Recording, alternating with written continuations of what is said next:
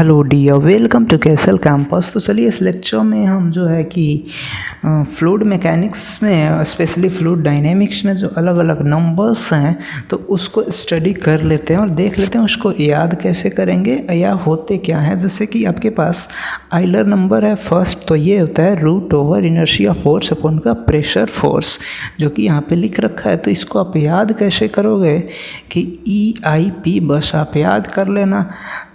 Euler number is equal to inertia force upon में pressure force और इसका root over, बस EIP याद करना।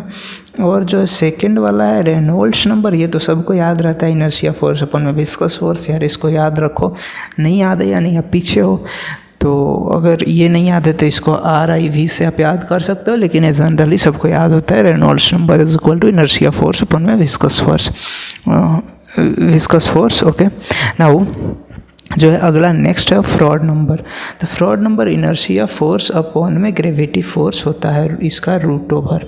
ओके, तो इसको याद कैसे करेंगे? इसको फ्रॉड नंबर को F से फ्रॉड और FIG याद रखोगे, फिग।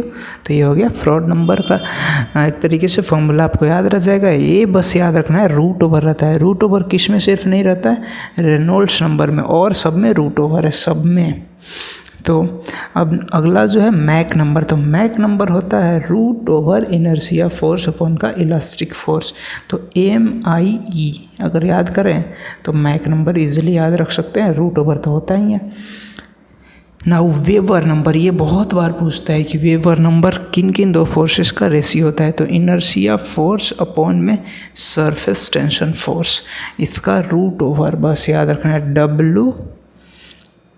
WIS, विश याद रखना है, ये बहुत बार पूछा हुआ है। तो इसमें अब देख लेते हैं कि कैसे इनर्शिया फोर्स कैलकुलेट करते हैं, या फिर कैसे इन नंबर्स को और दूसरे टर्म में डिनोट कर सकते हैं। अगर कैलकुलेट करने के लिए आ गया, जो कि 2 मार्क्स वाले न्यूमेरिकल में जनरली आता है, तो इनर्शिया फोर्स आपको अभी पीछे वीडियो में बताया था, पिछले वीडियो में, FI is equal to mass into acceleration होता है। DL लंबर्ट प्रिंसिपल है ये। तो मास इंटू एक्सेलरेशन को आप और क्या लिख सकते हो? मास क्या होता है? डेंसिटी इंटू वॉल्यूम को तो मास और बोलते हैं। डेंसिटी पता है, मास अपॉन में वॉल्यूम होता है, तो mass is equal to density into volume हो जाएगा। तो यहाँ पे वहीं बस हमने कर दिया है। और एक्सेलरेशन क्या हो गया? Velocity per unit time.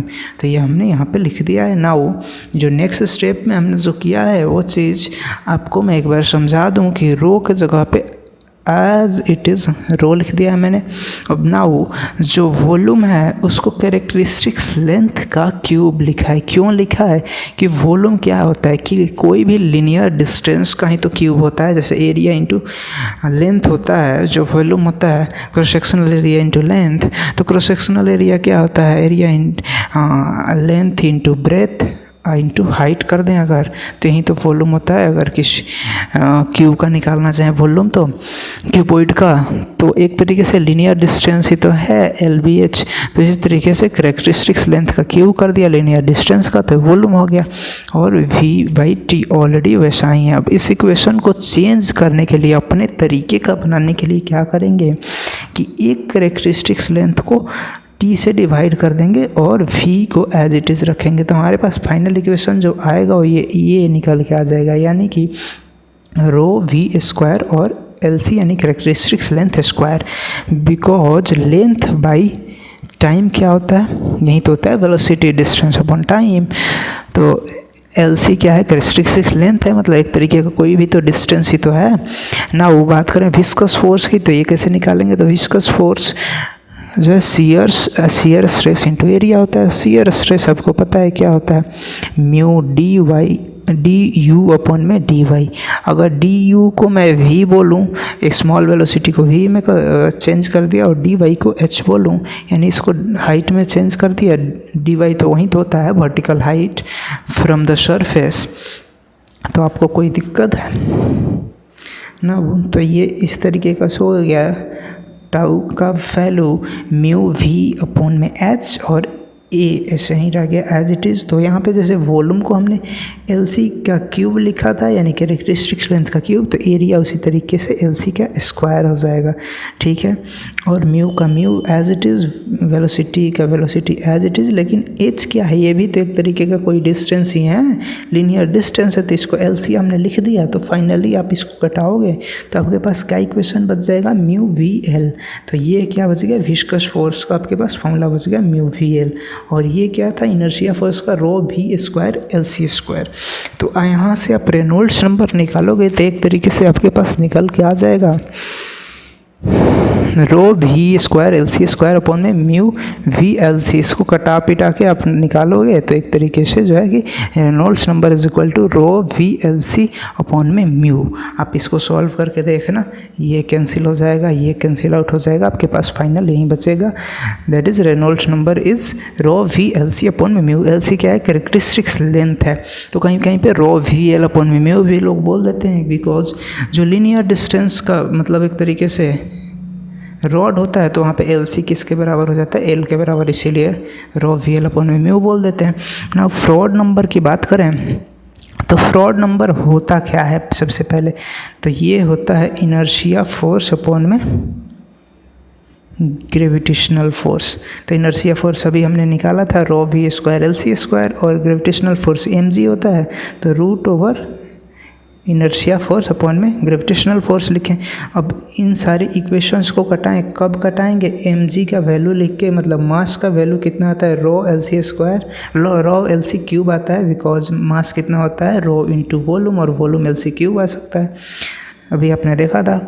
तो फाइनल आपके पास फ्रॉड नंबर कितना बच जाता है सब कुछ कटा के, तो आप एक तरीके से देखना सॉल्व करके नाउ। तो f r is equal to v upon में root over l c g बचेगा, ओके। तो अगर हम एक पॉइंट देखें तो in dimensionless number the force must be represented in characteristics dimension, मतलब कि जो डायमेंशनलेस नंबर होते हैं तो उसमें फोर्स होता है कैरेक्टरिस्टिक्स डायमेंशन में रिप्रेजेंट किया जाता है, दैट इज़ एल सी या फिर डी एच हाइपरबोलिक डायमीटर। तो उस तरीके से नाउ, तो अगर हम बात करें मैक नंबर की, तो मैक नंबर क्या होता है, इनर्शिया फोर्स अपॉन में इलास्टिक फोर्स। इनर्शिया फोर्स अभी आपको पता है rho v square l c square. और इलास्टिक फोर्स क्या होता है, इलास्टिक फोर्स आपको होता है के इंटू एल सी स्क्वायर। के क्या है, बल्क मॉडुलस है। अब कैसे आया ये मैं नहीं बताऊंगा, के इंटू एल सी स्क्वायर, ये अपने से आप स्टडी करना, बस आपको कंसेप्ट समझा रहा हूँ, ये कोई पूछेगा नहीं इतना। तो मैक नंबर आपके पास हो क्या जाएगा, ये रूट ओवर में होता है, तो फाइनली इसको क्रॉस आउट करोगे तो आपके पास बच जाएगा वी अपॉन में रूट ओवर वी के बाई रो, ओके। तो के अपॉन में रो होता क्या है, ये होता है के अपॉन में रो होता है सी स्क्वायर के बराबर, तो रूट ओवर के अपॉन में रो क्या हो जाएगा, सी के बराबर हो जाएगा। सी क्या है, सी जो आपका है वेलोसिटी ऑफ लाइट है इन वैक्यूम। देखिए होता कितना है, सी की वैल्यू 3 × 10⁻⁻8 मीटर पर सेकेंड, ओके, यही तो होता है ना। मैक नंबर आपके पास कितना आ जाएगा, मैक नंबर हो जाएगा velocity in a medium upon में velocity of sound, velocity of light in vacuum, या फिर वेलोसिटी ऑफ लाइट डायरेक्ट इसको बोल सकते हो, बिकॉज ये मीडियम पे डिपेंड नहीं करता ना वो। तो ये रेशियो होता है Mach number velocity of the object upon velocity of light. अगर मैं बात करूं एलसी निकालेंगे कैसे, जो हम बार बार लिख रहे हैं कैरेक्टरिस्टिक्स लेंथ, तो ये निकालने के लिए आपके पास फ्लो किस टाइप का है ये आपको देखना पड़ेगा। तो फ्लो, अगर फ्लो ओवर प्लेट हो रहा है, या फिर फ्लो पाइप के थ्रू फ्लो हो रहा है, या फिर ओपन चैनल फ्लो हो रहा है, तो इसमें जो है कि एलसी जो होगा एक्स के बराबर हो जाएगा अगर फ्लो ओवर प्लेट हो रहा है, और जो है पाइप के थ्रू फ्लो हो रहा है तो एलसी जो है डी के बराबर हो जाएगा, यानी कि उसकी डायमीटर के बराबर, ओके। वहीं अगर ओपन चैनल फ्लो है तो इसमें जो है कैरेक्टरिस्टिक्स लेंथ यानी कि एलसी वो हो जाएगा किसके बराबर, area of cross section upon में perimeter, okay, perimeter of that object, तो एलसी इसके बराबर हो जाएगा। ओपन चैनल फ्लो होता क्या है, अगर पाइप में फुल डेप्थ फ्लो नहीं हो रहा है तो ओपन चैनल फ्लो है, आधा तक फ्लो हो रहा है। तो जैसे यहाँ पे दिखा रखा है पाइप में कि आधा यहीं तक फ्लो हो रहा है, तो ओपन चैनल फ्लो हो गया एक तरीके से ये। तो नाउ अगर बात करें कि फ्लो ओवर प्लेट है, तो इसमें रेनॉल्ड्स नंबर से इसको जो है कि स्टडी करते हैं कि कैसा किस टाइप का फ्लो है, लेमिनार है कि टर्बुलेंट है। अगर फ्लो थ्रू पाइप है तो उसको भी रेनॉल्ड्स नंबर के थ्रू पता करते हैं कि लेमिनार है या फिर टर्बुलेंट है। एक तरीके से स्टैंडर्ड वैल्यू निकाल लेते हैं रेनॉल्ड्स नंबर का, और उससे पता चल जाता है हमें कि लेमिनार है कि टर्बुलेंट। एक्सपेरिमेंटल वैल्यू है कि इतना से इतना रेनॉल्ड्स नंबर की वैल्यू होगी तो लेमिनार होगा, नहीं तो टर्बुलेंट होगा। और उसके बीच में अगर ट्रांजिशन होगा, ट्रांजिशन फ्लो ना। लेकिन जो है यहाँ पे मैंने क्रॉस क्यों कर रखा है ओपन चैनल फ्लो के लिए, क्योंकि यहाँ पे रेनॉल्ड्स नंबर नहीं, फ्रॉड नंबर के थ्रू मेज़र करते हैं कि फ़्लो किस टाइप का है। ओके, तो रेनॉल्ड्स नंबर आपने देखा था क्या होता है, रो VLC अपॉन में म्यू। तो यहाँ पे अगर फ्लो ओवर प्लेट है तो LC के जगह पे क्या आ जाएगा, x। तो रो VX अपॉन में म्यू।